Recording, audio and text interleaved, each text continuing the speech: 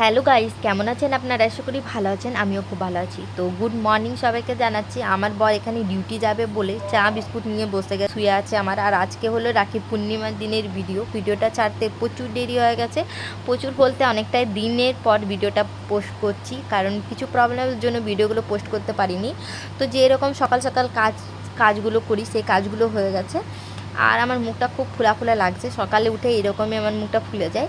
তারপরে স্নান করে নিয়েছি। আমার বর তো চলে গেছে ডিউটি, মিষ্টি আগে এনে দিয়েছে, মানে মিষ্টি খাবার মিষ্টি, আমার মেয়ে মিষ্টি নয়। তো ওকে বললাম আগে পুজো করতে। আর এখানে স্থান আমার একটু রাগ করে আছে, যেহেতু ওকে বকা দিয়েছিলাম।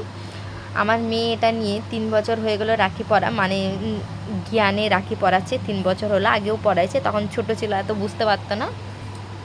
ফার্স্টে বললাম গোপালকে পুজো কর, রাখি পরা ওকে। দুটো রাখি এনে দিয়েছিলাম আমি, দুটো না 3-4টে এনেছিলাম। আবার পাশের একটা ছেলেকেও বানতে যাবে, তো ওকে ফার্স্টে এখানে প্রদীপ মানে আরতি করছে। কীরকম করে চাপিয়ে দিয়েছে উপরে, ও জানে না ভালো করে, আমি বলে বলে দাঁড়িয়ে দিচ্ছি, তারপর ও করছে। আবার একটা অনেক বড় ভুল করে দিয়েছে, ও ডান হাতে বাঁধতে হয়, ও ভুল করে বাঁ হাতে বেঁধে দিয়েছে। তো সেটার জন্য কেউ কমেন্ট করবে না, কারণ ও তো ছোট।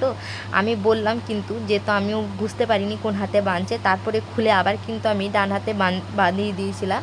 এখানে মিষ্টি খাওয়াখাওয়ি করছে, এইগুলো দেখে আমার খুব ভালো লাগে। দুজনের বদমাশি, সকাল সকাল মারপিট হয়ে গেছে, আবার এখন হাসাহাসি করছে। তো ও যতটুকু পেরেছে পুজো করেছে, এখানে আবার প্রণাম করছে ঈশান। তারপর আমি পুজো পাঠ করলাম, যতগুলো ফুল এনেছি সব চাপিয়ে দিয়েছে। আমিও গোপালকে একটু রাখি দিয়েছি। ভিডিওটি যদি ভালো লেগে থাকে তো লাইক করবেন।